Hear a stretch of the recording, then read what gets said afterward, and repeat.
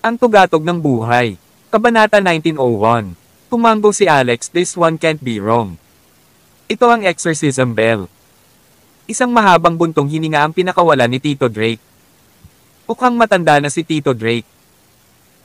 Ang kanyang balbas ay puti at siya ay payat tulad ng isang matandang lalaki na anumang oras ay haantong sa isang kabaong. Sumimangot siya ng malalim na ginawa pang parang air-dried orange ang kulubat na niyang mukha. Para bang sinasabi niya, dahil sinabi ng Dragon Lord, wala na tayong magagawa. Sabi ng fairy doctor, Tito Drake, may problema ba? Kinawayan ni Uncle Drake ang kanyang kamay, sumama kayo sa akin. Pagkatapos magsalita, pinangunahan ni Uncle Drake na lumabas ng silid ng gatekeeper. Naglakad siya papasok ng academy. Sumunod si Alex at ang fairy doctor sa likod. Tila nag-gamble si Uncle Drake, hakbang-hakbang. Ngunit sa totoo lang, napakabilis nito, halos hindi na makasabay ni Alex at ng fairy doctor. Binigyang pansin ni Alex ang mga paa ni Uncle Drake at nabigla siya ng hindi masabi, tanging sa ilalim ng kanyang mga paa, may mga lotus na lumitaw pagkatapos ng bawat hakbang. Ito ay sinaunang mga sinulat. Halos mapasigaw siya sa gulat. Ang mga sinaunang kasulatan ay umiral ng mas maaga kaysa sa mga sinaunang rune. Ang sinaunang pagsulat na ito ay kombinasyon ng mga rune, parang ang mga rune ay isang solong letrang Ingles, ngunit ang sinaunang script ay isang salita at isang parirala. Galing. Sa loob ng Flying Eagles Academy ay talagang mga nakatagong dragon at nakayukong tigre. Lalo pang humanga si Alex sa cultivation level ni Uncle Drake. Hindi nagtagal, nakarating sila sa paanan ng isang bundok kung saan matatagpuan ang isang walang tao na akademya. Tumayo si Tito Drake. Nakapikit ang mga mata, binibigkas niya ang mga salita. Hindi maintindihan ng fairy doctor ang sinasabi niya pero may sense of devo si Alex na parang narinig na niya ito dati. Sa sandaling ito, si Nila, na kasama niya, ay nagsalita, aking Panginoon, ito ang sinaunang wika ng dragon. Tinapik ni Alex ang kanyang ulo bago niya naalala na iyon ang mismong lengguwahe na ginamit ni Nila sa dalawang kambal. Tanong ni Alex kung gayon, naiintindihan mo ba ang sinasabi niya? Sagot ni Nila parang isang uri ng pamamaraan ng pagtawag. Hindi ako masyadong malinaw sa eksaktong pinagmulan dahil ang wika ng dragon ay katulad ng wika ng tao, nahahati sa iba't ibang uri. Ang mga pagkakaiba sa pagitan ng mga lahi ay gumagawa ng iba't ibang mga wika tulad ng mga dialekto. Nagpatuloy ang wika ng dragon ni Uncle Drake. Snap, snap, snap. Ang mga damit sa katawan ni Uncle Drake ay hindi inaasahang nahati. Ang isang mas malapit na pagtingin ay nagpakita sa katawan ni Uncle Drake sa sandaling ito na parang isang lobo ang pumutok at lumawak. Dati siya ay isang payat na matandang lalaki. Sa isang kisap mata, naging matatag siyang tao. Makalipas ang ilang saglit, lahat ng puti niyang buhok ay naging itim at umabot hanggang baywang. Ang isang pagtingin sa kanyang hitsura ay nagpakita na mayroong isang makabuluhang pagbabago. Natigilan ang munting diwata. Si Uncle Drake ay nagbago mula sa isang maputi balbas na matandang lolo tungo sa isang payat na binata. Maganda rin siya. Dagandong. Tinadyakan ni Uncle Drake ang paa niya at umungol. Ang kanyang mga daliri ay bumuo ng isang selyo at nagpadala ng mas komplikadong mga pag-awit ng dragon, at ang landas ng gininto ang liwanag ay hinayla mula sa kanyang mga kamay, sa wakas ay bumubuo ng isang gininto ang bilog na butas na may nebeli at itim na ambon sa loob, na hindi makikita. Sinabi ni Nila, ito ang daluyan ng Dragon Spirit World. Kuminto si Uncle Drake sa oras na ito at tumingin sa fairy doctor at Alex, sinabing, sa orihinal, hindi makapasok ang mga tagalabas sa Dragon Tomb, ngunit ngayon ang Dragon Lord ay nasa problema at kailangan gamitin ang exorcism bell, at kailangan ko ang iyong tulong bilang sige, pumasok ka na. Pagkatapos niyang magsalita, kinuha niya ang unang hakbang at pumasok sa loob. Nililipad ng hangin ang mahaba niyang itim na buhok. Kasama ang kanyang hubad na pangitaas na katawan, nagbigay ito ng malakas na pakiramdam ng kapangyarihan, ang kanyang hubad na pangitaas na katawan. Tumingin ang fairy doctor sa kanyang likuran at sinabi kay Alex, nararamdaman mo ba na ang kasalukuyang Uncle Drake ay may kaunting vestigial feeling ng purple dragon na iyon sa loob ng Saint Seiya? Sabi ni Alex, akala ko sasabihin mo ang master ng purple dragon. Enchanted ka ba? Tinitigan siya ng fairy doctor. Si Athena lang ang gusto ko dito. Sumang-ayon si Alex, gusto ko rin. Ano ang nagustuhan mo sa kanya? Talaga, maganda. Tawag. I-free. I-click. I-subscribe kwentong nobela. Kabanata 1902. Habang nag-uusap ang dalawa, tumawid sila sa pagbubukas ng daanan. Ang bagay na ito ay medyo parang isang teleportation door. Dahil dito, pagkapasok ay halos mapaluhod na si Alex at ang fairy doctor. May napakakapal na negatibong aura sa loob. Tila naglalaman din ito ng negatibong enerhiya, kalungkutan, sakit, kalungkutan, luha at matinding pagkalito. Ang lahat ng negatibong emosyong ito ay sabay-sabay na pumasok at naapektuhan ang kanilang mga damdamin hanggang sa punto ng pagkagulo. Parang may naalala ang fairy doctor at diretsyong umiyak. Pati si Alex hindi mapigil ang isipin ng kanyang ama. Naalala niya ang lahat ng mga bagay na ginawa niya noon at ang kanyang isip ay nahuli dito na mahirap para sa kanya na pakawalan ang kanyang sarili. Tumunog ang mga kampana. Ang malinaw at malutong na tunog na ito ay nagmula sa kung saan. Inalis nito ang mga negatibong emosyon sa kanilang mga puso. Tumayo si Uncle Drake sa tabi niya at nagpaliwanag, ito ang Dragon Tomb Mountain, ang magkakasunod na henerasyon ng Dragon Masters ng Exorcist Dragon Clan ay inilibing dito. Napakalakas ng negativity sa lugar na ito. Buti na lang at may exorcism bell. Ang narinig mo lang ay ang tunog ng exorcism bell. Sa pagsasalita tungkol dito, bamantong hininga siya, ang exorcism bell ay ang tomb suppression artifact ng Dragon Tomb na ito. Kung wala ang exorcism bell, ang Dragon Chi ng Dragon Tomb na ito ay hindi masusugpo. Nagtanong ang doktor ng diwata, ano ang mangyayari kung hindi ito mapipigilan? Sumagot si Uncle Drake, ang libingan ng dragon na ito ay lilipat kasama ng Dragon Chi. Hindi ako sigurado kung saan ito pupunta. Ibig sabihin kung kukunin natin ang exorcism bell sa pagkakataong ito, hindi na tayo makakapasok sa susunod, ito. Mawawala din ang libingan ng Dragon Lord ng lahat ng henerasyon. Tumanggo si Tito Drake. Tama iyan. Ngunit dahil hiniling ito ng Dragon Master, tiyak na natimbang niya ang mga kalamangan at kahinaan, at sa tingin ko ang nararanasan niya sa sandaling ito ay mas mahalaga kaysa sa Dragon Tomb. Kaya walang oras na mawala. Kunin natin ang exorcism bell sa lalong madaling panahon at pagkatapos ay iligtas ang Dragon Master. Pagkatapos ng isang paghinto, sinabi niya, ang espasyong ito ay orihinal na lugar ng Holy Dragon War na siya ring libingan ng banal na dragon pagkatapos nitong bumagsak. Kaya ang negatibong enerhiya ay napakalaki at ito ay nasa paligid pa rin. Habang papalapit kami, mas malaki ang enerhiya. Mamaya kung hindi namin kayang tiisin, kaming tatlo ang maghahalinhinan sa pakikipaglaban dito. Kung hindi tayo makakalakad papunta sa lokasyon ng exorcism bell. Sa katunayan, ang negatibong enerhiya ay nasa lahat ng dako. Bagamat naalis ang negatibong enerhiya nang tumunog ang exorcism bell, kailangan itong tumunog ng isang beses bawat 2 minuto. Habang ang negatibong enerhiya ay patuloy na lumusab sa katawan, lalo na ang banal na nakatagong espiritual na plataporma, ang pakiramdam ng pag-iyak ay bumalik. Nagpatuloy ito ng paulit-ulit habang sila ay nagmarcha pasulong. Habang sumusulong sila, mas malaki ang negatibong enerhiya.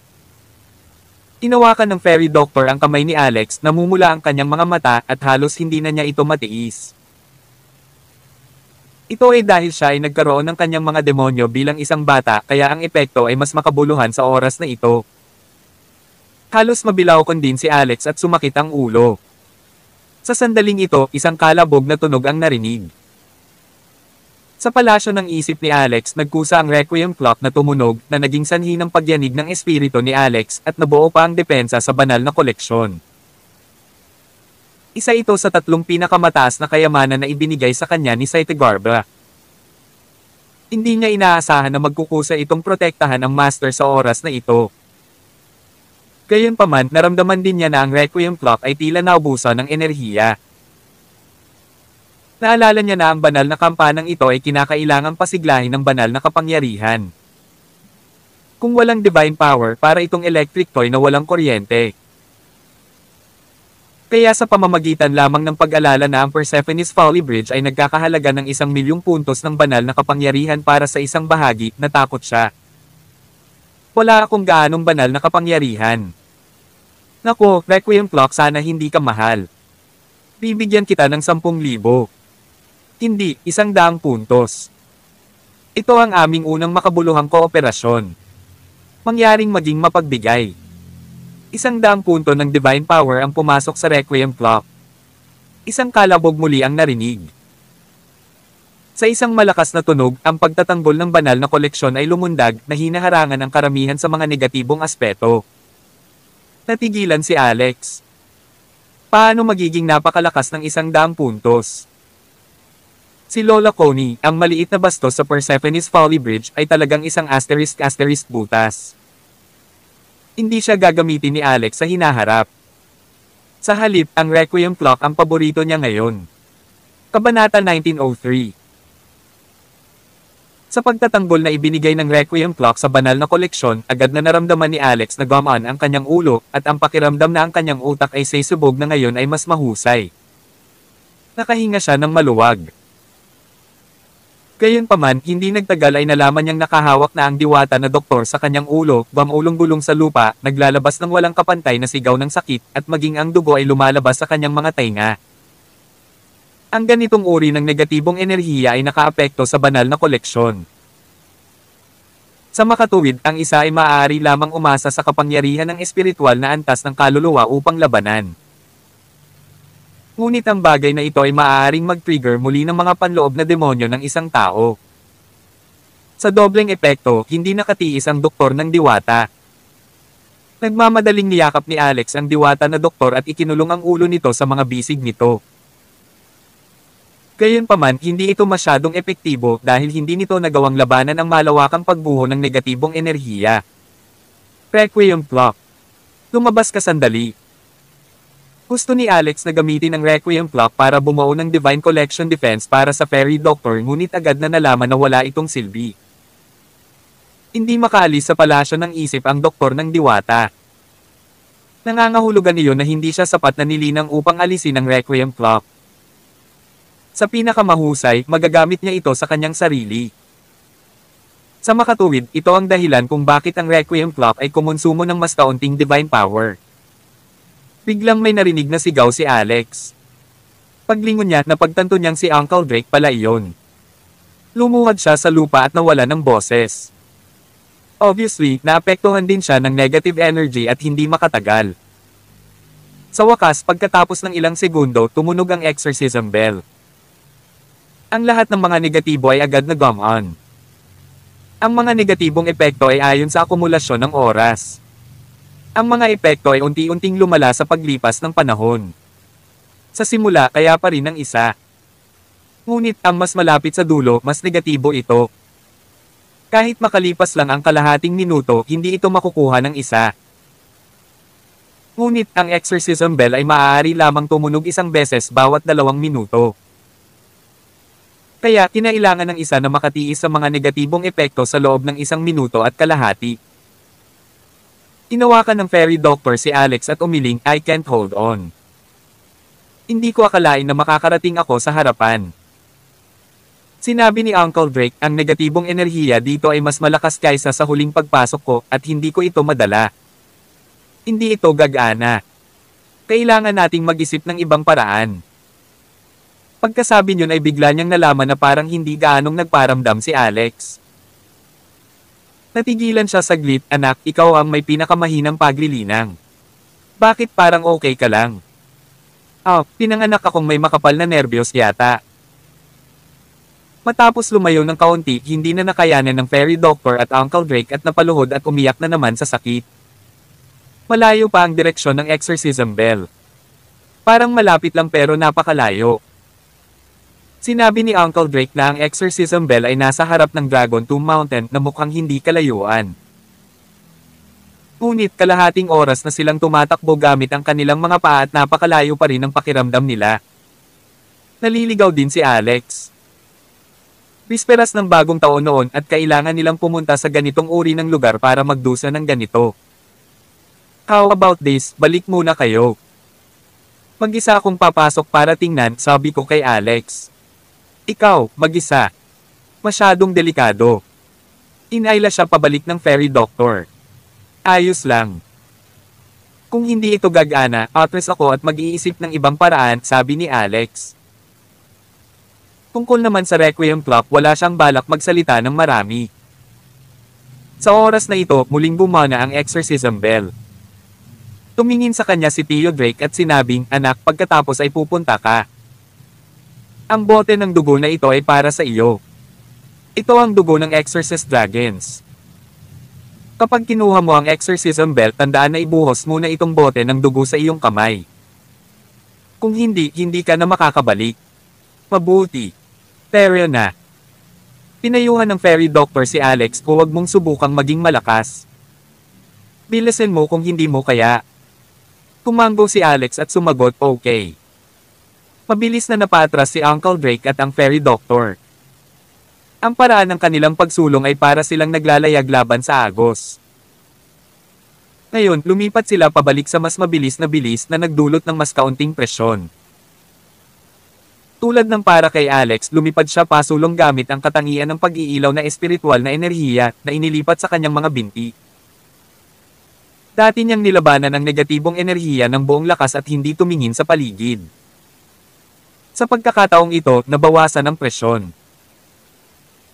Kaya siya ay interesado sa pagmamasid sa paligid at natagpuan na ang lugar na ito ay may kasaganaan ng espiritual na enerhiya. Malago ang mga damo at puno. Dati, naglalakad sila sa mga palumpong. Ang taas ng mga damo ay mas mataas kaysa sa mga tao. May isang puno na napakalaki ng taas. Bang! Tawag! I-pre! I-click! I-subscribe kwentong nobela. Kabanata 1904. Bigla niyang binitawan ang kanyang mga paa at ang kanyang buong katawan ay bumagsak pababa, sa wakas ay bumagsak ng husto sa isang malaking hukay. Damn, what the hell is this place? Umakyat si Alex at nalaman niyang walang kahit isang pulgadang damo sa hukay na ito, at pagkatapos ay tumingin ng malapitan at laking gulat niya nang matuklasan na ito ay talagang bakas ng paa. Ngunit kung titingnan ang haba ng footprint na ito, maaaring libo-libong metro ito. Ito ay hindi kapanipaniwala. Anong uri ng species ang may paa na maaaring libo-libong metro ang haba? Gaano kaya kataas ito? Di kaya dragon? Panginoon ko! Biglang lumabas si Nila sa loob niya. Naramdaman ko ang isang aura ng isang ancestral dragon. Siya ay walang katulad na nasa sabik at tumingin sa Dragon Tomb Mountain sa kanyang harapan. Sabi ni Alex, ang lugar na ito ay tinatawag na Dragon Tomb Mountain. Hindi ito maaaring ilibing kasama ng ancestral dragon, tama ba? Nagsalita si Nila, titingnan ko. Sabi ni Alex, tama lang na sumama. May negative energy dito. Matitiis mo ba ito? Kung hindi mo kaya. Bago niya matapos ang kanyang mga salita, sumagot si Nila, okay lang, immune ako sa negatibong enerhiya na ito. Sige. Pagkatapos tayo na.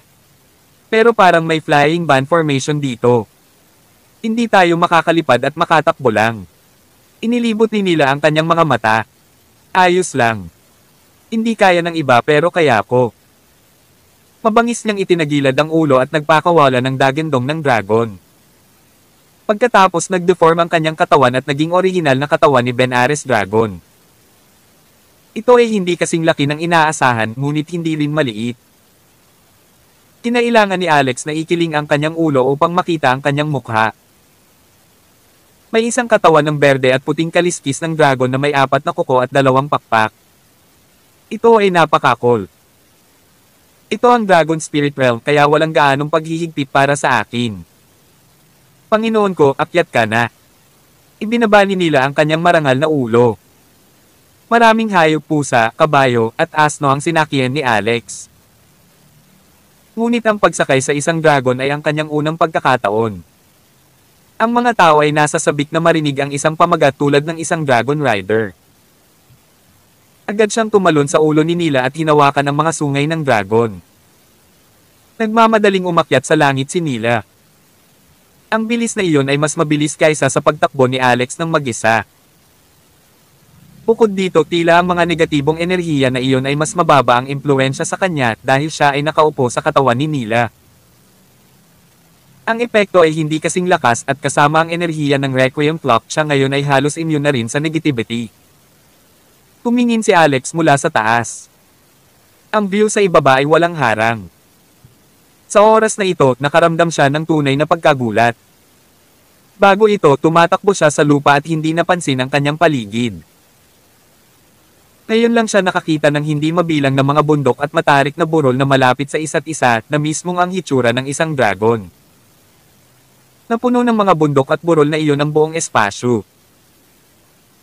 Nangangahulugan ito na si Alex at ang iba pa ay tumakbo ng ligaw sa loob ng kalahating oras sa loob ng hanay ng isang dragon at hindi pa sila nakakasagasa sa haba ng isa sa mga buntot nito. Ang maliliit na paa ay libu-libong metro ang haba. Kung ang mga bundok sa lupa ay mga buto ng isang dragon, gaano kalaki ang dragon mismo? Ito ay simpleng hindi kapanipaniwala. Sa wakas ay lumipad si Nila sa pinakamataas na punto ng Dragon Tomb Mountain. Mula sa itaas doon matatagpuan ang sungay ng dragon. Ang sungay na iyon ay parang isang 10,000 talampakang marilag na tuktok. Ang exorcism bell ay nasa tuktok ng marilag na tuktok na ito. Hindi lang nagulat si Alex. Kung hindi dahil sa presensya ni Nila, kailangan niyang mag-aksaya ng oras sa pag-akyat sa mataas na bundok na ito. Ngunit ngayon sa tulong ni Nila, ito ay mas madaling pamahalaan. Ibinuhos niya ang dugo ng Exorcist Dragon sa kanyang kamay at madaling tinanggal ang exorcism bell. Sing-sing. Kinuha ni Alex ang exorcism bell at binigyan ito ng mahinang pag-iling. Sa sumunod na segundo, nagbago ang kulay ng langit at lupa at ang araw at ang buwan ay walang liwanag. Ang 10,000 talampakang mataas na bundok na kanyang kinatatayuan ay gumawa ng malakas na dagandong at ito ay gumuho, dahan-dahang tumagilid at bumagsak. Diyos ko! Ano ang nangyayari? Kabanata 1905. Swish! Ang napakalaking 10,000 talampakang mataas na bundok ay dahan-dahang bumagsak at pagkatapos ay tumaas ang bilis. Sa loob ng Dragon Spirit Realm na ito ay isang ipinagbabawal na paglipad na lugar. Maaaring maging immune si Nila dahil sa pagkakakilanlan niya sa Benares Dragon, habang si Alex ay hindi man lang makatagal sa hangin sa tulong ng Sword of the Universe kung gugustuhin niya, at sa lalong madaling panahon ay mabilis na nahulog kasama ng bundok. Panginoon ko! Si Nila ay bumalik sa kanyang katinoan, ginamit ang kanyang Dragon Claw upang kunin ang katawan ni Alex sa himpapawid, at inilagay siya muli sa ibabaw ng kanyang ulo na umaaligid sa hangin. Pabilis ng pabilis ang pagbagsak ng bundok at sa wakas, sa isang punto, bumagsak ito at bumagsak sa isa pang hanay ng bundok at nagkaroon ng marahas na pagyanig. Ang buong Dragon Spirit Realm ay nanginginig ng malakas na may mga bundok na gumuho at patuloy na pag-uunat. Kahit nasa mid-air sila, naramdaman din nina Alex at Nila ang malakas na shockwave. Para bang isang bombang nuclear ang sumabog sa ibaba. Kinokontrol ni Nila ang kanyang malaking katawan. Ang kanyang berde at puting pakpak ay pumutok ng husto upang patatagin ang kanyang katawan at pagkatapos ay humila siya pataas ng ilang libong metro. Hindi lang ito. Hindi tumigil ang pagbuho ng mga bundok sa ibaba. Para silang mga domino na itinutulak pababa, isa-isa sa tuloy-tuloy na pagbagsak. Matapos yugin ni Alex ang exorcism bell, ang hugis dragon na bulubundukin na umaabot sa milyon-milyong milya ay nakakagulat na gumuho ng ganoon na lamang, ito ay lubhang nakakabigla. Nararamdaman ang pagbuho ng langit at lupa pagkawasak ng mga bundok at ilog. Sa sandaling ito, naramdaman din ni Uncle Drake at ng Fairy Doctor na desperadong tumatakbo patungo sa Dragon Spirit Realm Passage, ang panginginig sa pagitan ng langit at lupa. Dahil sa marahas na vibration, pareho silang hindi makatayo at halos matamba. Tito Drake, anong nangyayari? Bakit may napakalaking vibration doon? Napasulyap si Tito Drake sa likod at laking gulat niya. Bundok ng Dragon Tomb ay gumuho. Tapos na. Hindi ko alam kung anong klaseng pagbabago ang nangyari dito. Sa sandaling gumuho ang Dragon Tomb Mountain, ang buong espasyo dito ay madudurog bilang isang resulta at pagkatapos ay mahuhuli sa isang walang laman ng kaguluhan. Bilisan mo, baka huli na ang lahat. Natigilan ng Fairy Doctor, ano? Paano ito nangyari? Pero nasa loob pa rin si Alex. Ano ang mangyayari sa kanya? Umiling si Uncle Drake, nasa kailaliman pa rin siya ng mundo ng mga espiritu, siguradong hindi na siya makakabalik, magmadali, kung hindi babagsak din tayo dito. Hindi, kailangan ko siyang iligtas. Sumakit ang puso ng diwata na doktor at nakaramdam siya ng hindi matiis na sakit. Marahas siyang tumalikod at babalik na sana. Baliw ka ba? Lumingon si Tito Drake at nagmamadaling hinayla siya pabalik. Sumigaw ang fairy doctor, huwag mo akong pigilan. Kailangan ko siyang iligtas. Sumagot si Uncle Drake, hindi mo siya mailigtas. Kung pupunta ka doon ngayon, isusuko mo lang ang buhay mo para sa wala. Sumigaw ang fairy doctor, kahit na mawalan ako ng buhay, hindi ako magdadalawang isip. Natigilan si Tito Drake, baliw ka ba? Kahit na ang batang iyon ay may talento. Hindi naman kailangang ibigay ang iyong buhay para sa wala sa panahong tulad nito, di ba? Isa lang siya sa mga alagad mo. Makakahanap ka ng iba mamaya. Bitiwan mo. Hindi ko iiwan ang aking alagad. Boom! Tarat-tarat. Nang walang pagpipilian, nawala ng malay si Uncle Drake sa fairy doctor. Pagkatapos kasama niya, nagmamadali siyang gumawa ng mga sinaunang kasulatan sa ilalim ng kanyang mga paa at tumakas sa puwang na ito ng mabilis hanggat kaya niya. Si Richie Asterisk. Sa kabilang banda, si Nila at Alex ay matagal nang natatakpan ng alikabok na tumatakip sa langit. Kaya hindi sila makita ni Uncle Drake at ng fairy doctor. Sinabi ni Nila, ang exorcism bell na ito ay ang suppression artifact ng Dragon Spirit Realm na ito. Ito ay tila isang kahangahangang magic treasure, ngunit ngayon ang Dragon Chi dito ay hindi pinigilan ngunit binaligtad. Kaya pala bumagsak. Tumingin si Alex sa isang partikular na lugar. Iyon dapat ang tiyan ng dragon. May isang mataas na gusali. Gayunpaman, makikita ng isang tao na ang gusaling ito ay iba sa mga karaniwang palasyo at bahay kung titingnang mabuti. Dito inilibing ang magkakasunod na henerasyon ng mga Dragon Masters ng Exorcist Dragons. Ngunit sa sandaling ito, ang libingan ng dragon na ito ay nasa gitna din ng walang katapusang pagyanig. Nawasak ito kasama ang gumuhong bundok at inilibing ng malalim dito. Napabuntong hininga si Alex. Dahil aalis na rin ang Dragon Chi, let's go. Dumating na ang exorcism bell. Kailangan pa nating sumugod sa Japan para iligtas si Martini at ang iba pa. Tawag. I-freak. I-click. I-subscribe kwentong nobela. Kabanata 1906. Hindi kumikibo si Nila ngunit sinabing sandali lang. Ano ang natuklasan mo? Ito ang aura ng Ancestor Dragon.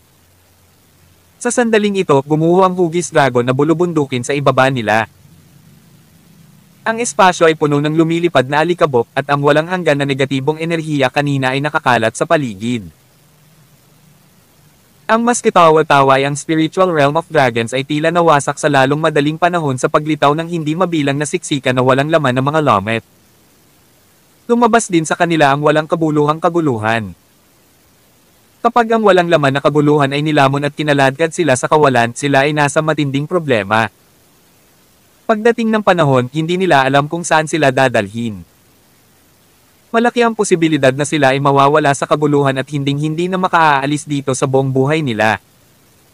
Ito ay katulad na mawala sa kalawakan. Gayunpaman, ang Benares Dragons ay may pinagpalang talento. Tila wala siyang pakialam sa kaguluhan.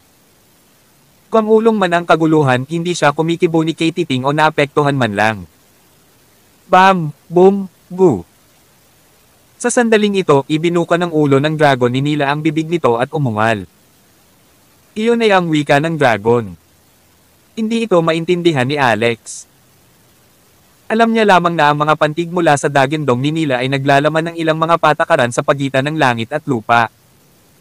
Lalong lumakas ang kanyang dagendong. Sa huli, tumunog ito sa buong espasyo. Ang kapangyarihan ng mga patakaran na sumunod sa kanyang dagendong ay nahulog sa lupa. Tererat tererat. Boom! Boom! Boom! Sa sandaling ito, may tibok ng puso na parang tunog sa lupa. Gayunpaman ang tibok ng puso na ito ay masyadong malakas. Kahit na ang buong lupa ay patuloy na nanginginig. Sa sandaling iyon, isang masa ng berdeng chi na naglalaman ng kapangyarihan ng hindi mabilang na mga ron ay sumugod mula sa lupa at pumiglas paitaas. Ang masa ng berdeng chi ay patuloy na tumataas bago lumipat ng direksyon at nagmamadali patungo kina Nila at Alex. Sa isang kisap mata, sumugod ito sa katawan ni Nila at nawala. Gayunpaman, ito ay simula pa lamang. Kagad pagkatapos, mas maraming berdeng chi energy ang sumabog at pumailan lang sa kalangitan. Sa wakas, sila ay naging mga batis ng anino at sumugod kay Nila. Whoosh! Nagulat si Alex nang makita sila. Ang mga berdeng anino na iyon ay malamang na ang Dragon Chi. Sa kanyang pagtataka, lahat sila ay pumasok sa katawan ni Nila. Ilang masa ng Chi ang pumasok sa katawan ni Alex dahil siya ay nakatayo sa napakalaking ulo ni Nila. Sa sandaling iyon, nakaramdam siya ng walang kapantay na init sa kanyang katawan. Wham!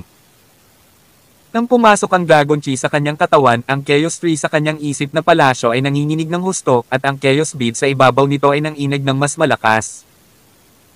Lahat sila ay lumabas para sumipsip ng dragon na si Chi.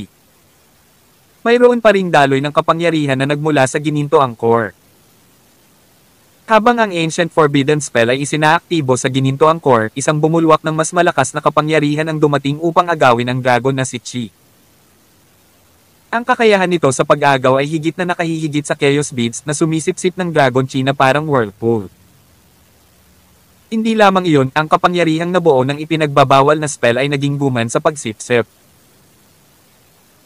Hindi na kontento na ang Chi lang ang naabsorb sa katawan ni Alex, kaya sumugod pa ito palabas ng katawan niya para hulihin ang dragon na Chi sa labas. Sa sandaling ito, si Nila, na hindi na nakayanan, ay naramdaman na malapit nang sumabog ang kanyang dragon body sa sobrang pagsipsip ng Dragon Chi. Kaya naman, nang biglang nagamok ang Ancient Forbidden Spell ni Alex sa pamamagitan ng paghuli sa dragon na si Chi, hindi lamang ito nakaapekto sa kanya, ngunit nailigtas pa nito ang kanyang buhay. Kabanata 1907. Buzz. Sa sandaling ito, ang gininto angkor sa loob ni Alex ay parang isang napakalaking pogen. Nagkaroon ng lahat ng uri ng enerhiya na nagbabanggaan laban sa isa't isa. Dahil ang katawan ni Ben Ares Dragon ni Nila ay hindi kayang suportahan ang labis na dragon na Chi, ang higanteng banda ng enerhiya na nilikha ng Ancient Forbidden Spell ay nakuha ang halos kalahati nito bago ito kinaladkad sa gininto angkor ni Alex. Anong uri ng konsepto ito? Ang pisikal na katawan ni Alex ay hindi kasing lakas ni Nila. Noong una, nabigla siya sa kaibuturan at naisip na sisubog siya sa sobrang Chi. Isa lamang siyang mahinang tagapagtanam ng Pit Core Formation. Paano niya ito natitiis? Sa kanyang pagtataka, ang bagay ay lumampas sa kanyang inaasahan. Ang kanyang gininto angkor ay hindi sumabog dahil ang 12 rune ng Ancient Forbidden Spell ay nakapalibot sa kanyang Golden Core. Ang 12 hindi maintindihan na ron ay lumikha ng isang kakaiba ngunit abnormal na gintong core. Nagbuo ito ng isang pangunahing silid sa loob nito sa pamamagitan ng pagbubukas ng espasyo. Ang espasyo ay napakatibay at hindi naapektuhan ng labas ng mundo. Kahit na ang malakas na banggaan ng dragon na si Chi ay hindi makalusot sa dingding ng core room. Sa wakas ay gamaan ang pakiramdam ni Alex. Sa kabila ng pagpapahirap ng Dragon Chi sa loob ng kanyang katawan, hindi ito nagtagal. Ang 12 rune ng Ancient Forbidden Spell ay patuloy na naghiwa-hiwalay at sumisipsip nito bago ito pinagsama sa gininto angkor. Damang-dama ni Alex ang panloob na espasyo ng kanyang gininto angkor na lumalaki at mas matibay. Kasabay nito, ang kanyang espiritual na kapangyarihan ay lumakas. Nararamdaman niya na ang espiritual na kapangyarihan sa loob ng kanyang gininto angkor ay umabot sa kakaibang antas. Ang halaga at kalidad nito ay sa panimula ay naiiba sa espiritual na kapangyarihan sa gininto angkor ng ibang tao. Ito ay kakaiba. Ayon sa Loika, ang aking cultivation base ay dapat na nakamit ang isang pambihirang tagumpay pagkatapos na makuha ang napakaraming kapangyarihan ng Dragon Chi, tama ba? Ngunit bakit hindi dumarating ang kidlat na kapigatian? Ilang buwan na akong na-stock sa Pit Core Formation. Kung may makarinig sa monologue ni Alex, malamang himatayan siya at mahuhulog sa lupa. Tao pa rin ba siya? Sino ang hindi na-stop ng ilang sandali matapos maabot ang peak core formation? Kung ang ilang buwan ay itinuturing na isang mahabang panahon, paano kayang mabuhay ang mga taong natigil sa loob ng ilang dekada? Arg! Biglang umungol si Nila. Hindi na niya mapanatili ang kanyang anyo sa langit at biglang bumagsak. Nabigla si Alex kaya dali-dali niyang pinatatag ang kanyang anyo habang tinatawag ang kanyang pangalan. Nakita niya si Nila na nahulog sa napakabilis na bilis. Nasa libo-libo o kahit 10,000 metro ang taas nila. Kung bumagsak lang sila sa lupa ng ganito, siguradong patay na sila, diba? Si Alex ay subconsciously concentrated sa kanyang katawan lamang upang mahanap ang langit paghihigpit ng lupa na ito ay nawala. Hindi lamang siya maaaring manatili at lumutang sa hangin, ngunit maaari pa niyang gamitin ang Imperial Sword Flight. Sa isang iglap, ipatawag ang Sword of the Universe at tumayo dito. Pagkatapos mabilis siyang lumipad sa ilalim ng katawan ni Nila at ay nalalayan ang katawan nito gamit ang mga braso nito bago dahan-daang bumaba sa lupa. Boom! Tarat-tarat! Sa paglipad ni Nila sa lupa, muli siyang nagpakawala ng dagandong. Nahihirapang sinabi ni Nila, "Aking Panginoon, masyado na akong nasipsip ng diwa ng Ancestor Dragon. Ngayon, hindi ko na kayang magtago sa katawan mo. Kailangan kong pumunta sa hibernation mode." Nagulat si Alex. Hindi pwede. Papasok ka ngayon sa hibernation mode. Oo. Pero napakalaki mo. Hindi kita kayang buhatin. Nakapatong ang ulo ni Nila sa lupa habang ipinadala niya ang kanyang boses gamit ang kanyang kapangyarihan sa pag-iisip. Hindi na kailangan. Panginoon, hindi mo na ako kailangang buhatin. Hayaan mo na lang akong manatili dito. Dito lang ako makakatira. Sinong mag-aakala na ang lugar na ito ay ang lugar kung saan nahulog ang Ancestor Dragon? Natigilan si Alex. Hindi niya inaasahan na binago ng bangkay ng Ancestor Dragon ang malaking hanay ng bundok na Hugis Dragon na nakalatag sa lupaing ito kanina. Lumalabas na ang Exorcist Dragons ay mula sa Guardian Bloodline, ang Ancestor Dragon. Masyadong makapangyarihan ang pamilya Mayor. Tawag. I-pre. I-click. I-subscribe kwentong nobela. Kabanata 1908. Uy, hindi tama. Biglang may na-realize si Alex. Ang espasyong ito ay hindi matatag at may mga walang laman na kaguluhan sa lahat ng dako. Hindi ligtas para sa iyo na manatili dito. Sabi ni Nila, okay lang. Ang lugar na ito ay ang Spiritual Realm of Dragons, isang dimensional na espasyo na nilikha ng Ancestor Dragon. Magiging ligtas ako dito. Ngunit, aking Panginoon, umalis ka muna. Paggising ko mamaya, babalik ako para hanapin ka. Tanong ni Alex, gaano katagal ito? Sabi ni Nila, hindi rin ako sigurado. Maaaring ito ay mabilis o maaaring tumagal na mahabang panahon. Ang lahat ay nakasalalay sa kung gaano ako kakayanin. Pero once in a lifetime opportunity ito para sa akin. Hinahanap na ng aming angkan ang kinaroroonan ng Ancestor Dragon. Ngayong nakuha ko na ang essence ng Ancestor Dragon, maaari kong mamanahin ang legacy ng Ancestor Dragon. Pagkasabi noon, naintindihan agad ito ni Alex. Matapos tingnan ang mga nagwawasak na dimensional na mga Lomet sa lahat ng dako, alam niya na ang mga Lomet ay maaaring lumunin siya kung siya ay patuloy na manatili doon. Kaya naman tumalon siya sa Sword of the Universe at nagpaalam kay Nila. Panginoon, mag-iingat ka. Gayon din. Maghihintay akong makilala ka ulit. Salamat, aking Panginoon. Pagkasabi nito ni Nila ay pumikit na rin siya. Tuluyan na siyang nakatulog ng mahimbing. Kailangan niyang isama at tunawin ang diwa ng Ancestor Dragon sa mahimbing na pagtulog.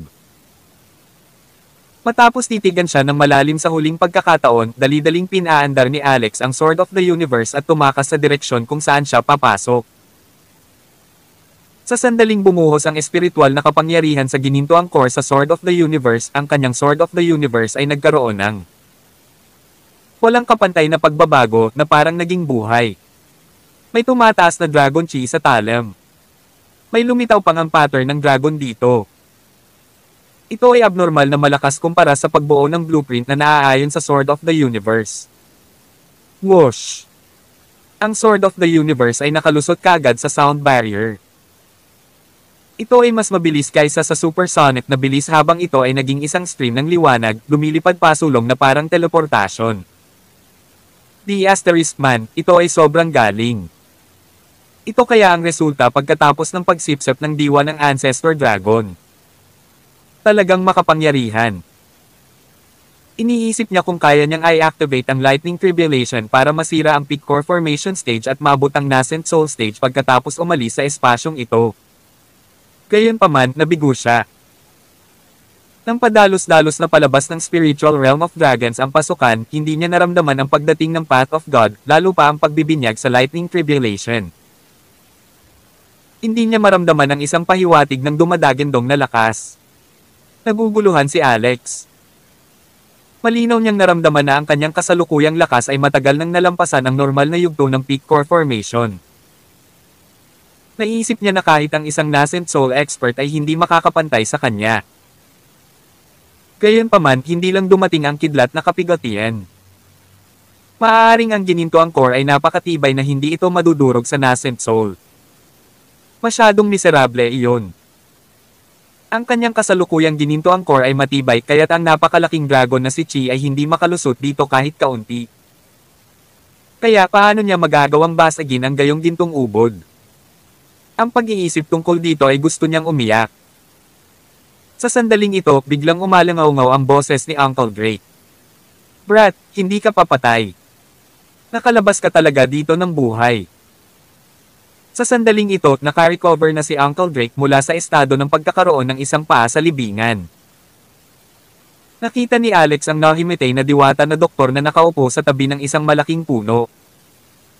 Nagmamadaling tumakbo si Alex at tumingin. Puti pa siya. Nawalan lang siya ng malay at wala namang malubhang kondisyon. Inabot ni Alex ang exorcism bell kay Uncle Drake. Natapos ko na ang gawain. Nagulat sandali si Uncle Drake bago tinanggap ang exorcism bell at sinabing, Brat, paano ka nakatakas? Kanina, naramdaman namin ang malakas na pagyanig sa Dragon Tomb Mountain na para bang ang langit, lupa, at kalawakan ay malapit ng masira dahil sa pagkabigla. Akala ko pa naman mamamatay ka na dyan. Nakahinga ng maluwag si Alex at sinabing, maswerte ako. Tinanong ni Uncle Drake kumusta ang sitwasyon doon ngayon. Sabi ni Alex, wala na. Ang mga bundok ay gumuho at ang Dragon Chi ay nawala. Kaya marahil hindi mo na mabubuksan ang gateway. Biglang nagbago ang ekspresyon ni Uncle Drake bago huminga ng malalim. Kabanata 1909. Sinubukan ni Uncle Drake na gamitin ang Dragon Language para buksan ang gateway sa Spiritual Realm of Dragons. Gayunpaman, nabigo siya. Nang kantahin niya ang unang pantig ng wikang dragon, ngunit hindi siya nakatanggap ng kaukulang feedback, alam niyang tuluyan na niyang nawala ang dimensyon kung saan matatagpuan ang libingan ng dragon. Pinatunayan nito na hindi mali ang pagkakaintindi niya kanina. Sa sandaling maalis ang exorcism bell, ang Dragon Chi sa loob ng libingan ng dragon ay mawawala at ang sukat sa loob nito ay hindi na magiging matatag. Sa paglipas ng panahon, walang nakakaalam kung saan ito napunta sa huli. Lumapit si Alex at nag-channel ng isang stream ng espiritual na kapangyarihan sa katawan ng Fairy Doctor. Maya-maya pa ay nagising na ang Fairy Doctor. Pagkagising, sinabi niya ang unang pangungusap. Uncle Drake, how dare you knock out me? Noon lang nalaman ni Alex na hindi hinimitay ang Fairy Doctor sa sakit ng negative energy. Sa halip, inilabas siya ni Uncle Drake matapos siyang patumbahin. Tila medyo awkward si Uncle Drake habang sinasabi niya, sa sitwasyong iyon ngayon, akala ko hindi ka makakalabas, kaya... Tumanggo si Alex. Tama ka. Nang makita ng Fairy Doctor si Alex, tuwang-tuwa siyang niyakap doon at pagkatapos. Alex, lumabas ka na ba? Hindi ka namatay. Na-touch naman si Alex. Mula sa mga salita ni Uncle Drake, masasabi niyang malamang na nakita niyang mali ang sitwasyon at gusto niyang bumalik upang iligtas siya, ngunit pinatalsik siya ni Uncle Drake. Ang galing. Sinalubong ng Fairy Doctor na nagpahayag ng kanyang tunay na nararamdaman ang mga mata ni Alex na parang may panandali ang kuryente sa pagitan nila. Sa sandaling ito siya na hindi na napigilan ang kanyang emosyon sabay halik kay Alex sa kanyang labi. Halik. Nanlaki ang mga mata ni Uncle Drake sa pagtataka. Si Alex ay alagad ng fairy doctor. Gayunpaman, matanda na siya at marami na siyang naranasan. Marami na rin siyang karanasan sa pag-iibigan ng isang lalaki at isang babae kaya hindi karaniwan para sa kanya. Kaya tumalikod siya at saka mas tiningnan ang exorcism bell. Lumipas ang 5 minuto. Lumipas ang 10 minuto. Laking gulat niya, hindi pa ito natapos ni Alex at ng fairy doctor. Hindi na siya makapaghintay kaya iniunat ang kanyang kamay at kinaladkad palabas ang isang anti-gang kahoy na kama mula sa kanyang imbakan na mahiwagang kayamanan na may mga sapin at kung ano pa man dito. Pagkatapos habang inihampas niya ito ng malakas sa lupa, sinabi niya, kailangan ba ninyong hiramin ito? Binitawan ng fairy doctor si Alex pagkatapos masulyapan ang kama, namula siya habang sinabing hindi na kailangan. Meron ako sa sarili ko. Kinuha niya ang warm jade bed na may nakaukit na spirit gathering array mula sa storage bracelet. Saglit na nagulat si Tito Drake. Kung gayon ako, kailangan ko bang iwasan muna ito? Dinila ni Alex ang kanyang labi at awkward na sinabi, no need, no need. Tungkol dyan. Uncle Drake, ngayong nakuha mo na ang exorcism bell, dapat kang magmadali sa Izanami Shrine sa Japan para iligtas ang tao. Wala kang dapat pakialam sa amin. Nagulat si Tito Drake. Hindi kayo pupunta. Sabi ni Alex, sinabi lang ni Tita Martini na pumunta ka doon. Kumunat ang noo ni Tito Drake at umiling. Hindi ko alam ang lokasyon ng Izanami Shrine sa Japan. Tiyak na hindi ko kakayanin ang bagay na ito ng mag-isa. Mas mabuting pumunta kayong dalawa doon sa akin. Sinabi ng fairy doctor, Uncle Drake, kung hindi mo alam ang lokasyon ng Izanami Shrine kung gayon. Paano mo ililigtas ang taong ito? Pagkaraan ng ilang sandali, sinabi ni Uncle Drake, sa katunayan, narinig ko ang tungkol sa Izanami Shrine sa unang pagkakataon. Maraming dambana sa Japan, lalo na iyong may malalim na background. Mayroong 6 na mahusay, sinaunang dambana na pinangangasiwaan ng mga masters. Kahanap ako ng tao. Dapat alam niya. Tanong ni Alex, sino ito? Tumingin si Uncle Drake sa direksyong silangan at sinabing, ito ang unang espremedor mula sa Higurashi Shrine sa Japan, si Aoda Sasaki. Tawag. I-Pre. I-Click. I-Subscribe kwentong nobela. Kabanata 1910. Nakita ng fairy doctor ang kanyang solemn na expression kaya sinabi niya, Uncle Drake, wala masyadong expert sa Japan, tama ba? Makapangyarihan ba itong Aoda Sasaki? Bakit ka ba natatakot dyan?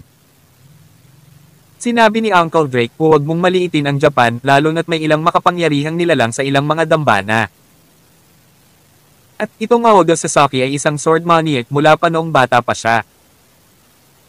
Isa lang ang dalubhasa niya sa pag-aaral sa buong buhay niya, iyon ay ang kendo. Ang kanyang kendo ay umabot na sa dulo ng limitasyon.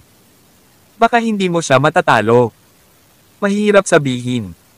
Ang kanyang espada ay kakaiba. Pagkatapos hindi na binanggit ni Uncle Drake ang bagay na ito. Bilang karagdagan, wala siyang oras na mawala dahil kailangan niyang iligtas ang tao sa lalong madaling panahon. Dahil si Uncle Drake ang gumawa ng ganoong kahilingan, hindi siya maaaring tanggihan ni Alex at ng fairy doctor. Sa kaibuturan, lubos na nag-aalala si Alex tungkol kay Martini Mayer, Nora Stewart, at iba pa. Bukod dito, medyo nababalisa siya dahil hindi pa natagpuan si Carol Rockefeller. Si Richard Asterisk. Ito ay isang malayong paglalakbay mula sa Flying Eagles Academy hanggang Japan. Tsaka sabi ni Uncle Drake may kalaban daw siya sa Japan. Sa sandaling lumipad siya roon ng puwersahang gamit ang kanyang cultivation base, hindi lamang ito magkakaroon ng makabuluhang pagkonsumo, ngunit makikita rin ng kaaway na iyon ang kanyang paggalaw. Kailangan niyang maglakbay doon sakay ng eroplano para sa kaligtasan. Makahingi lang ng tulong si Alex sa kanyang amo, si Jade Benmore. Sa kabilang banda, hinayaan ni Jade ang kanyang tatition na si Eleanor Curtis na mag-ayos. Ngayon ay gabi ng bisperas ng bagong taon.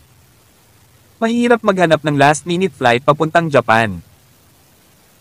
Sa huli, nakahanap siya ng flight mula sa Michigan International Airport na aalis pagkalipas ng kalahating oras o higit pa. Ang tanong, makakarating kaya sila sa oras? Kung hindi sila makakarating sa oras, maaari siyang gumawa ng mga kaayusan upang maantala ang flight.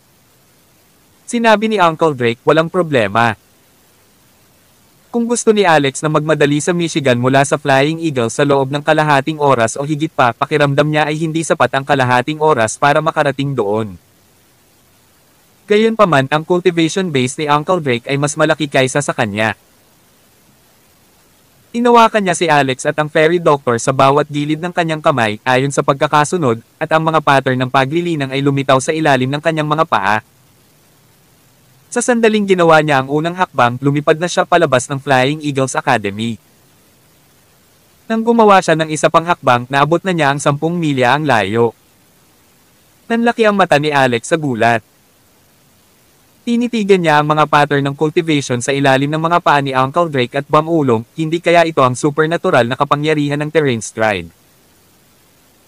Sinulyapan siya ni Uncle Drake at sinabing, Rockefeller brat, mukhang marami kang alam.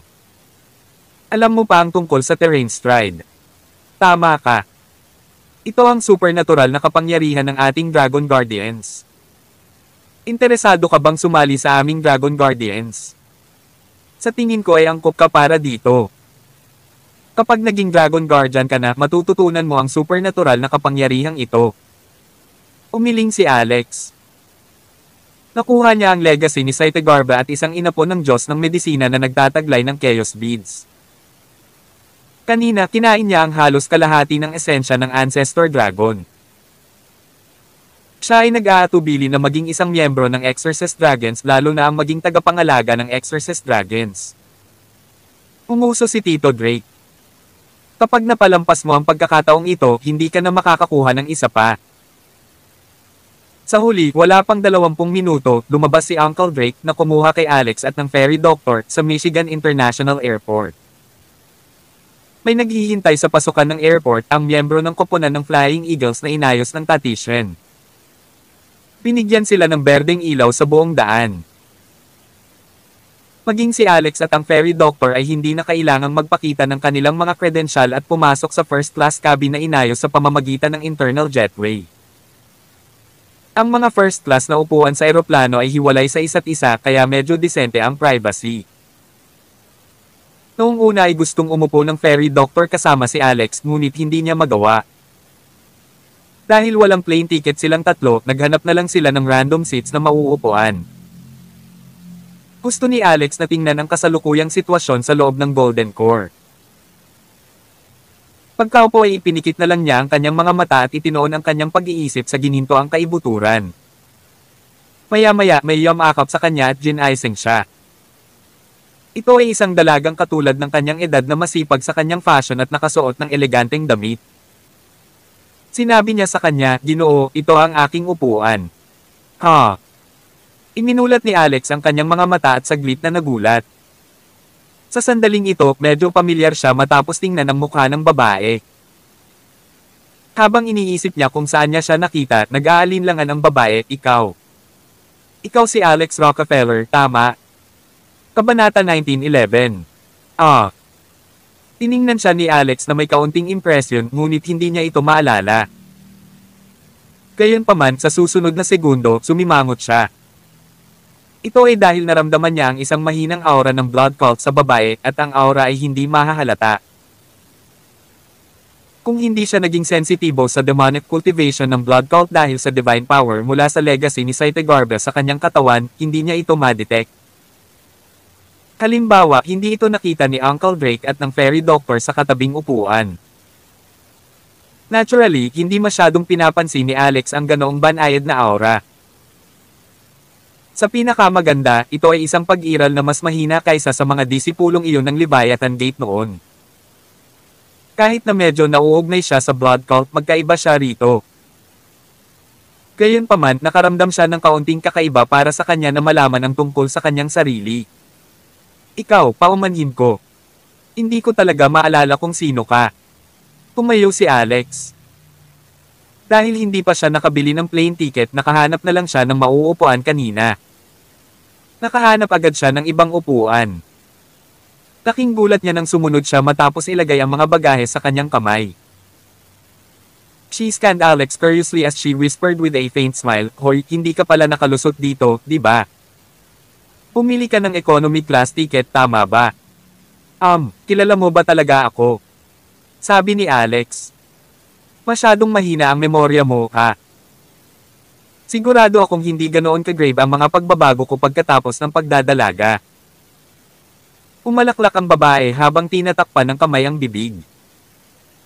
Then, after a pause, she said, "Kung hindi mo ako maalala, dapat maalala mo si Hailey Hansen, di ba? Girlfriend mo siya dati." Nang madala na si Hailey, sabay pikit ng mata ni Alex. Hinding-hindi niya makakalimutan ang batang babae sa palda na nagbigay sa kanya ng isang string ng mga pulseres noong gabing iyon na nagsasabi sa kanya na gusto niyang pumunta sa isang malayong lugar. Pagkatapos hindi na siya narinig mula noong umalis siya. Dahil dito, tahimik siyang nakahiga sa kabaong at naliligo sa blood pool hanggang ngayon pagkatapos ng paghihiwalay noong gabing iyon. Ikaw ay Clara, Beck. Sa wakas ay naalala siya ni Alex. Ang mayamang babae sa harapan niya ay ang babaeng nakaupo sa harap niya sa classroom noong high school period. Bukod dito, siya ay itinuturing na matalik na kaibigan ni Hailey para sa pagkakaroon ng magandang relasyon sa kanya. Hindi ka naman bulag. Pinandilatan siya ng babae ng nakasimangot na tingin at hinampas pa siya ng mahina sa balikat. Pagkatapos tinanong niya, "Hindi kami nagkita sa loob ng maraming taon. Kamusta ka na? Bakit ka nasa eroplanong ito? Ano ang gagawin mo sa Japan para sa paglipad sa gabi ng bisperas ng bagong taon?" Dahil kaklase niya ito sa high school, naging maganda ang relasyon nito sa kanya noon. Nagkita muli ang dating magkakaibigan kasama si Hailey sa relasyon. Nakaramdam ng nostalgia si Alex at naging interesadong makipag-usap sa kanya. Gayunpaman, nang magsasalita pa sana siya, may pumasok na lalaki. Nang makitang nakangiti si Clara na nakikipag-usap kay Alex habang nakasandal sa kanya, sumimangot ang galit na lalaki at sinabing, "Clara, sino siya? Magkakilala kayo." Ang lalaking nakasalamin ay humigit kumulang 30 taong gulang at mga 5.7 talampakan ang taas. Tumingin siya kay Alex na may mapagbantay na poot. Sa isang sulyap, masasabi ni Alex na labis na nag-aalala ang lalaking ito kay Clara. Clara blurted, "He's my high school classmate. Hindi ko talaga inaasahan na makakatagpo ako ng isang matandang kaibigan sa naturang flight sa araw na ito." Tuwang-tuwa ako. Napatingin si Alex sa lalaki. Dahil dito, nabigla siya. Nasa kanya rin ang aura ng blood cult ng lalaki. Higit pa rito, ito ay mas siksik kaysa kay Clara. Parang expert pa nga siya. Kalmadong tanong ni Alex, "Clara, Beck, asawa mo ba siya?" Sabi ni Clara, "The hell with you. Hindi siya. Tawag. I freak. I-click. I subscribe kwentong nobela." Kabanata 1912. Then, she leaned in closer and whispered in Alex's ear, "Nililigawan ako ng lalaking ito, Bootle don't like him at all. Pero mahal siya ng mga magulang ko at pilit kaming pinagsasama-sama. Anong gagawin ko? Paano kung tulungan mo ako at maging panangga ko kahit minsan? I treat kita ng hapunan pagdating natin sa Japan."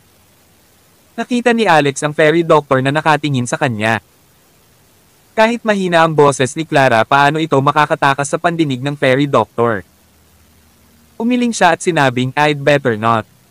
I think medyo fierce siya. Hindi mo ba ako sinusubukang buluhin?"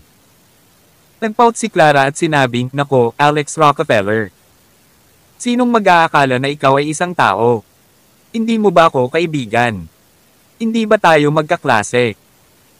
Noon, kapag na-hook up kayo ni Hailey Hansen, sino ang laging nasasakupan para sa inyong dalawa?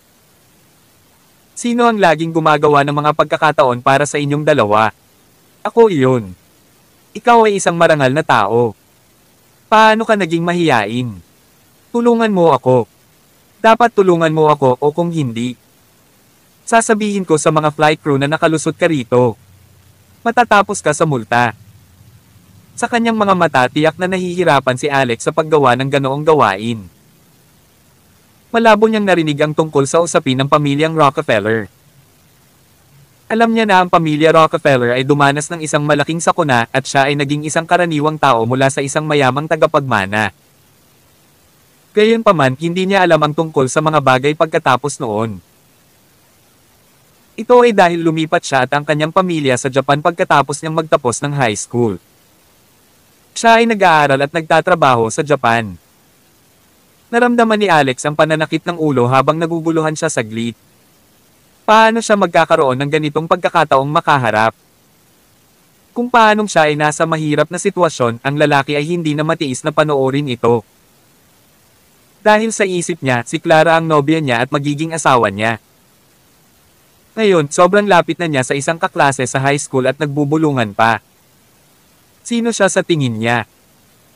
Hindi ba niya kailangang panatilihin ang kanyang dignidad? Isang madugong liwanag ang sumilay sa kanyang mga mata. Sa wakas ay hindi na niya ito mahawakan. Agad siyang lumapit at hinawakan ang braso ni Clara, hinayla ito ng malakas. Clara, isipin mo ang iyong imahe. Kahit na nakilala mo ang iyong kaklase sa high school, hindi na kailangang sumandal ng malapit upang makipag-chat sa kanya. Biglang nalungkot si Clara. Aray. Anong ginagawa mo? Kachat ko ang kaklase ko sa high school. Bakit mo ako hinihila? Sige. Aurelius Augustus, hayaan mo akong maging tapat sa iyo. Tinatawag siyang Alex Rockefeller, boyfriend ko noong high school. Napatulala si Alex. Nanlaki ang mga mata ng lalaking tinatawag na Aurelius, hindi na itago ang galit sa kanyang puso. Aniya, dati lang yan noong high school period. Napakaraming taon na ang lumipas ngayon. Dapat matagal mo nang kinalimutan. Umiling si Clara at sinabing hindi mo naiintindihan. Sa totoo lang, hindi naman kami naghiwalay. Pagkatapos ng graduating sa high school, wala akong choice kundi umalis sa California at magtungo sa Japan. Ayokong makipaghiwalay dahil umaasa pa rin ako. Hindi mo alam ito. May anak pa kami noon. Ang mga mata ni Alex ay malapit nang lumabas sa kanilang mga socket. Si Clara ay isang bufon at isang dakilang sinungaling noong high school. Kung hindi, paano niya magagawang linlangan ang kanyang mga guro? Sa gulat niya, nagbubuga pa siya ng malalaking kasinungalingan nang magsimula siyang magsalita. Sabi ni Clara, akala ko rin naman na makakalimutan ko na siya pero pagkatapos ko siyang makilala ngayon, alam kong hindi ko siya nakakalimutan all these times. Sa isip ko, siya na ang lalaking pinakamamahal ko. Kaya sa tingin ko ang pagtatagpo ngayon ay ang pinakamagandang pagkakataon ng aming muling pagkikita. Alex Rockefeller, payag ka bang pakasalan ako? Oof! Agad na iniluwa ng fairy doctor ang subo ng tubig na kainuman niya. Samantala, kinurot ni Clara ang baywang ni Alex habang bumubulong, hoy, magtulungan ka nga. Pagkatapos ng usaping ito, bibigyan kita ng $100,000. Ito ay dapat na maayos, tama. Hindi alam ni Alex kung matatawa o maiiyak. Sa wakas, sinabi niya ng may matigas na ekspresyon, I'm willing to do it. Ang tuwang-tuwa na si Clara ay agad na niyakap si Alex at sinabi kay Aurelius, nakikita mo ba? Aurelius Augustus, huwag mong sayangin ang effort mo sa akin. Hindi sa iyo ang puso ko at matagal ko nang ibinigay ang sarili ko sa kanya. Kabanata 1913. Nang hindi tumitingin, nasabi ni Alex ang ekspresyon sa mukha ni Aurelius. Ito ay tiyak na mas madilim kaysa sa isang itim na kawali. Pagkatapos noon, hindi na kumibo ang lalaking si Aurelius. Sa atin lang niya ang upuan niya at paminsan-minsan ay tinitingnan sina Alex at Clara. Sa panahong ito, nakipag-chat si Clara kay Alex saglit. Gusto niya sigurong isuko na siya ni Aurelius ng tuluyan kaya kusa siyang sumandal kay Alex. Nakaupo pa nga siya sa armrest ng upuan ngayon. Ang mga upuan sa first class cabin ay pawang mga sopa. Maging ang mga armrests ay malambot at napakalaki kaya hindi ito nakaramdam ng pagka-out of place sa lahat ng pagkakaupo dito. Sa kanilang pag-uusap, alam ni Alex na nanatili si Clara sa Japan at bihirang bumalik sa Amerika pagkatapos ng pagtatapos ng high school. Ilang beses lang siyang bumalik sa bansa nitong mga nakaraang taon kaya itinuring siyang ng ibang bansa sa Japan. Ang kanyang ama ay isang senior executive ng isang partikular na kumpanya sa Japan, samantalang siya ay kasalukuyang isang sales manager sa isang kumpanya ng pagkain sa Japan. Dumating siya para sa isang business trip para sa pakikipagtulungan ng mga domestic channel. Dahil dito, nahaharap siya sa pagkaantala at makakabalik lamang siya sa gabi ng bisperas ng bagong taon. Sa halip ay nalungkot si Alex, hindi ko inaasahan na magiging mamamayan ka ng Japan. Sabi ni Clara, huwag mo akong titigan ng ganyang kostig ng mga mata, okay? Para sa mga ordinaryong tao na tulad natin, hindi tayo nag-a-apply para sa pagkamamamayan dahil lang mahal natin ang bansang iyon, ngunit ito ay para sa kaligtasan at kaginhawahan. Bagamat ang aking pagkamamamayan ay nagbago na ngayon sa Hapon, mahal ko pa rin ang Amerika. Kaya walang conflict. Sige, tama din ang sinabi mo. Ano naman sa'yo? Bakit ka pupunta ng Japan this time? Ako. Maghahanap ng isang tao. Para maghanap ng tao. Pagkatapos nahanap mo na ang tamang tao. Matagal na akong nakatira sa Japan. Sumali pa nga ako sa ilang American social circle sa Japan at kilala ang mga tao sa lahat ng antas ng pamumuhay. Sabihin mo lang kung sino ang gusto mong hanapin. Dapat ay matulungan kitang mahanap ang tao pagkatapos itong i-post sa mga social circle. Tumingin sa kanya si Alex nang walang sinasabi. Pinalo siya ni Clara gamit ang kanyang kamay. Oh my, may sasabihin ka. After a pause, she whispered, don't tell me that you're looking for your girlfriend, right? Nag-away ba kayo ng girlfriend mo? Nagpunta ba siya para maghanap ng diversion sa Japan? Umiling si Alex. Kung ganoon, sinong hinahanap mo? Iyon. Narinig mo na ba ang tungkol sa Izanami Shrine? Napakamot sa noo si Clara. Hindi. May ganitong lugar ba sa Japan? Siyempre, ngunit hindi mahalaga. Napakaraming dambana sa Japan tulad ng mga simbahan sa Amerika. Mahahanap mo sila saan ka man pumunta. Mayroong higit sa 1,000 mga dambana sa buong Japan. Kaya't normal na hindi ko ito narinig. Tutulungan kitang magtanong tungkol dito kagad. Sa sandaling iyon, nagsalita ang binata na tinawag na Aurelius, paano mo nalaman ang Izanami Shrine? Nang sabihin niya ang mga katagang iyon, hindi lang si Alex kundi pati ang fairy doctor at si Uncle Drake ay nagpanteng ng tenga. Sabi ni Clara, Aurelius, kilala mo ba ang Izanami Shrine?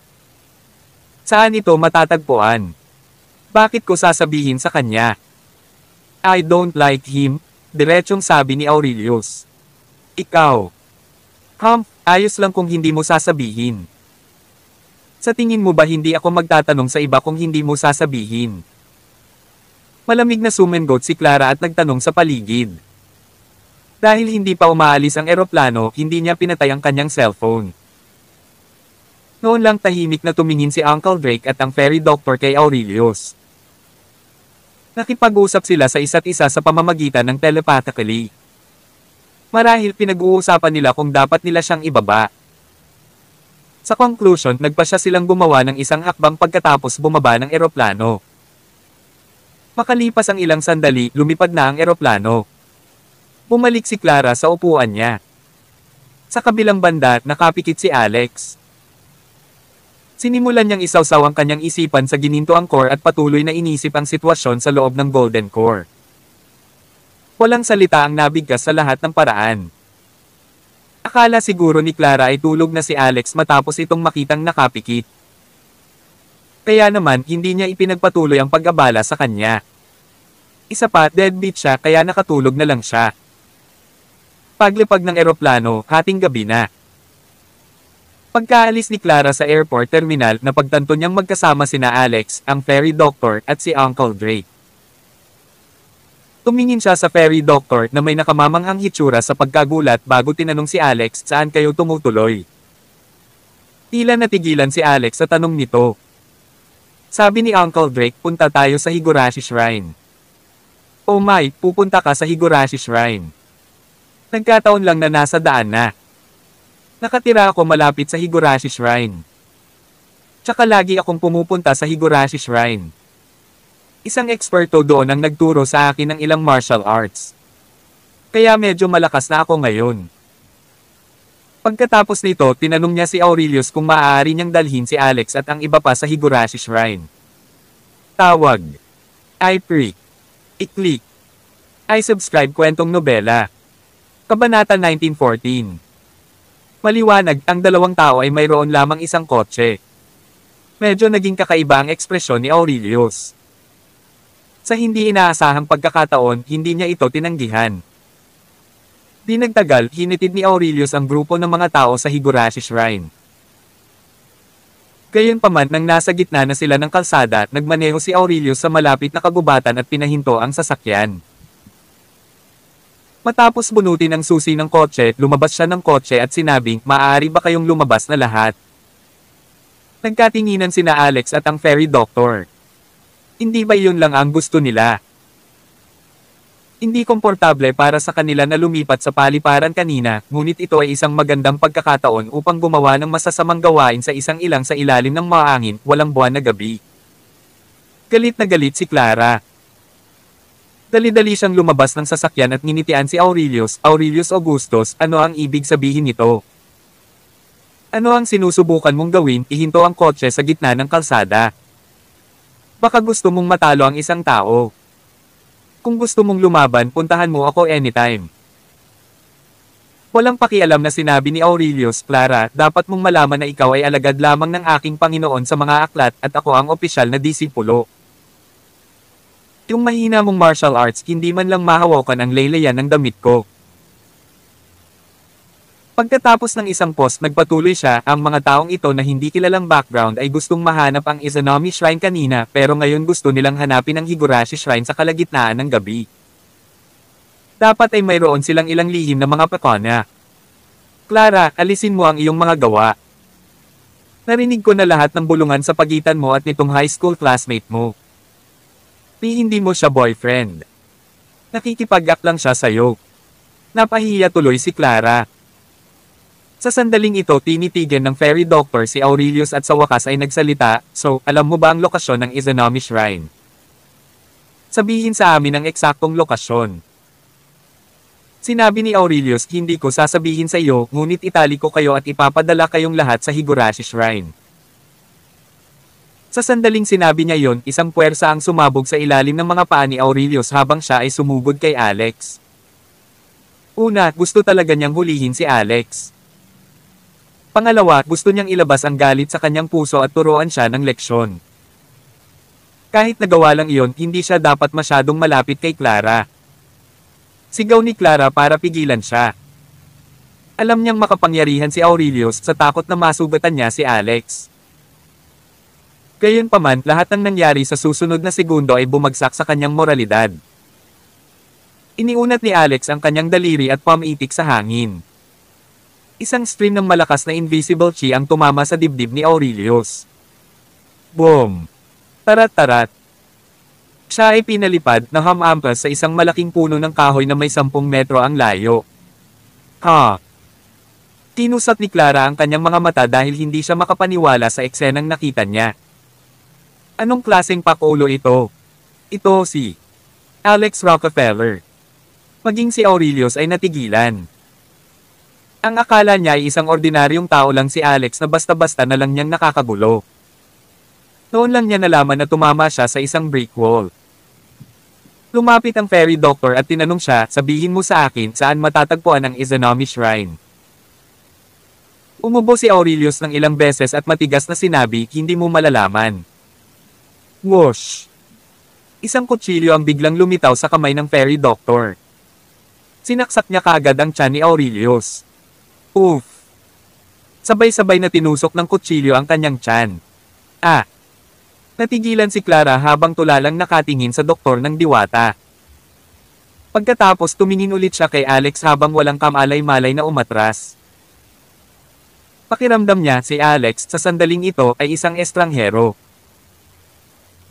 Sinabi ng doktor ng diwata kay Aurelius, "Mayroon kang 1 minuto upang isaalang-alang ito. May liligtas kita sa loob ng 1 minuto. Pagkalipas ng 1 minuto, kahit ang Diyos ay hindi ka mailigtas." Kabanata 1915. Ang kutsilyo ay tumusok sa tiyan ni Aurelius at naipit pa siya sa lupa. Nasasaktan siya habang umaagos ang malaking dami ng dugo sa ilalim ng kanyang katawan. Pakiramdam niya ay mabilis na nauubos ang puwersa ng kanyang buhay. Malapit na siyang mabaliw. Sino ang mga taong ito? Lalo na itong babaeng ito. Sinubukan lang niyang pumatay ng isang tao nang hindi kumukumot. Sasabihin ko sa'yo. I'll tell you, diniinan niya ng mariin ang sugat habang namumutla ang mukha. Nabalitaan ko lang ang Izanami Shrine na ito mula sa aking amo. Sinabi niya na, ito ay isang bagong dambana na lumitaw kamakailan, ngunit ito ay makapangyarihan ngunit misteryoso. Minsan silang bumisita sa ating Higurashi Shrine. Ako lang ang nakakaalam ng lahat ng ito. Sagipin mo ako, sagipin mo ako. Sabik din ni Clara, Alex siya. Kung patay na siya, magkakaproblema kayo. Hindi siya mamamatay. Walang pakialam na sabi ni Alex. Sa sandaling ito, inilabas ng fairy doctor ang kutsilyo at isang jet ng dugo ang lumabas sa tiyan ni Aurelius habang siya ay sumisigaw. Agad na pinatigil ng diwata na doktor ang pagdurugo at inayos ang sugat sa pamamagitan ng daloy ng espiritual na kapangyarihan. Pagkatapos pinakain niya ito ng tableta. Ang kanyang buhay ay itinuturing na ligtas. Natigilan si Clara. Siya ay isinilang at lumaki sa isang ordinaryong pamilya mula pagkabata hanggang pagtanda. Kailan niya naranasan ang ganoong pangyayari? Nablangko ang isip niya. Halos mawala ng malay ang sobrang madugong eksena. Alex, ikaw ba talaga si Alex Rockefeller? Ay.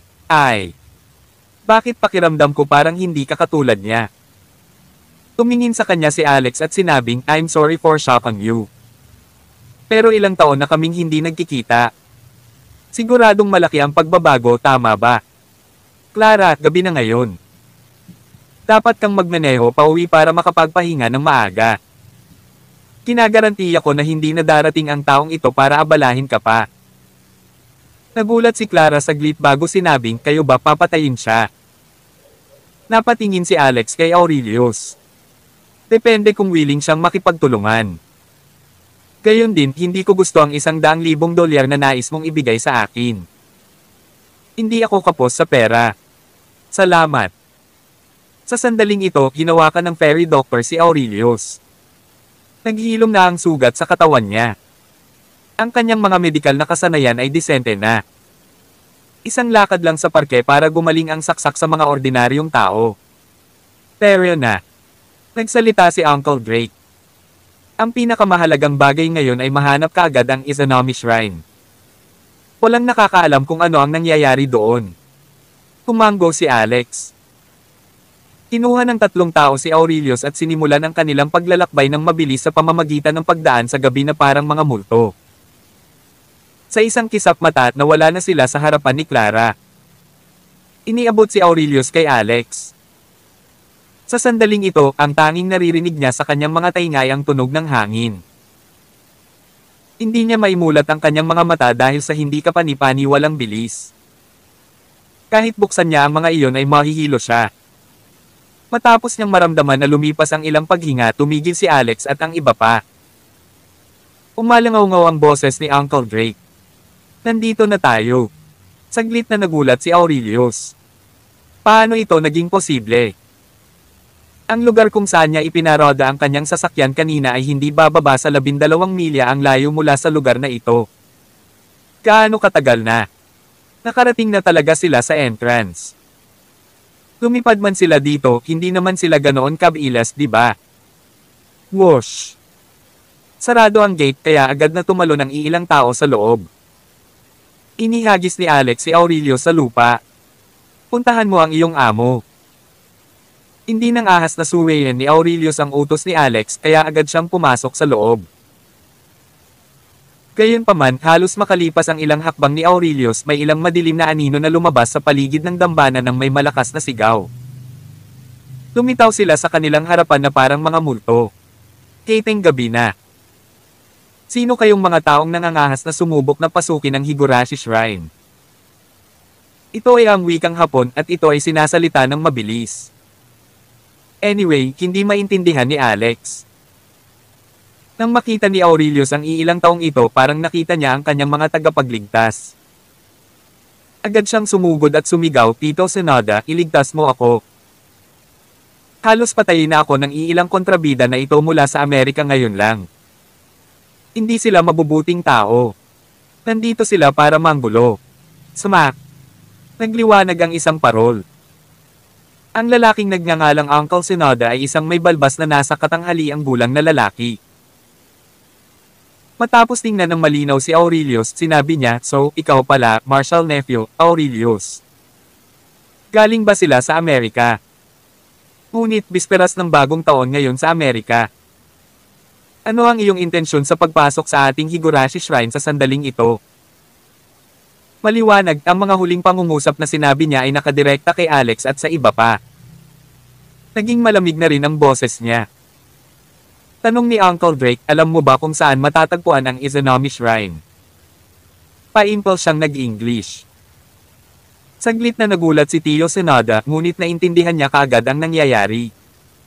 Tawag. I-click. I-click. I-subscribe kwentong nobela. Kabanata 1916. Bilang isang makaranasang miyembro ng Higurashi Shrine, tiyak na pinag-aralan ng isa ang mga wika sa Amerika. Bakit mo hinahanap ang Izanami Shrine? Tanong ni Uncle Sonoda. Kailangan mo lang sabihin sa amin. Saan iyon? Sigaw ni Tito Drake. Hindi ko masabi sa iyo. Ulalas ni Uncle Sonoda. Matagal nang nawala ng pasensya si Uncle Drake. Ngayon kung ang kanyang Dragon Lord si Martin Mayer ay patay o buhay ay hindi niya alam. Kanina masyado na siyang nag-aksaya ng oras sa kalsada.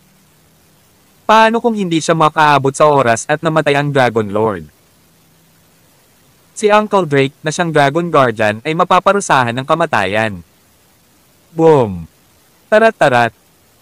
Pinalipad ni Uncle Drake si Uncle Sonoda gamit ang isang hampas ng palad. Arg! Nang makita ito ng dalawa pang miyembro ng Higurashi Shrine, agad silang sumigaw ng galit at inatake si Uncle Drake. Sa huli, ang kinalabasan ay hindi nakakagulat. Ang dalawa ay pinalipad na parang cannon pellets. Sa sumunod na segundo, pinakawalan ni Uncle Drake ang kanyang kahangahangang aura. Isang espiritual na presyon na bumalot sa buong kalangitan na sumasakop sa Higurashi Shrine. Ang kanyang boses na parang boses ng matandang dragon ay umalingaw-ngaw sa itaas ng dambana. Aoda Sasaki, nandito ang dati mong kaibigan para makita ka. Bakit hindi ka lumabas at makita ako?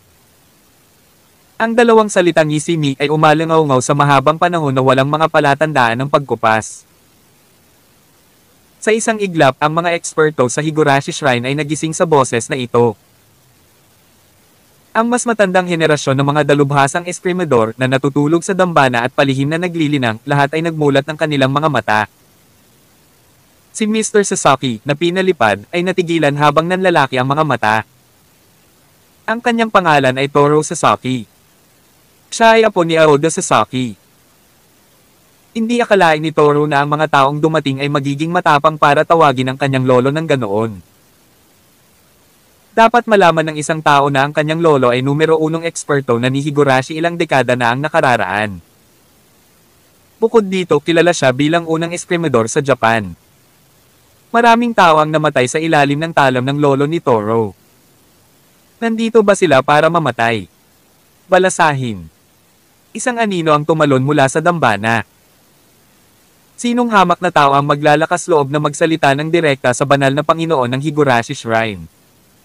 Sigaw ng tao sa ere. Malamig na umungol si Tito Drake habang nasa likod niya ang mga kamay. Inahanap ko si Aoda Sasaki. Bakit ka nandito? Magwala ka. Isang soundwave ang bumagsak na parang bundok. Hindi man lang ginalaw ni Uncle Drake ang kanyang mga kamay, ngunit ang taong iyon ay pinalipad sa isang kahoy na pinto. Nadurog ang kahoy na pinto. Kumapit. Ilang wind chime sa harap ng pinto ang gumawa ng laganap na tunog. Agad namang nabigla si Aurelius Augustus. Hindi ba napakalakas ng paraan na ito? Naitambe ni Uncle Drake ang isang banal na lingkod ng dambana sa isang pangungusap. Diyos ba si Uncle Drake? Aoda, hindi ako nagpunta dito na may maraming pasensya sa isip.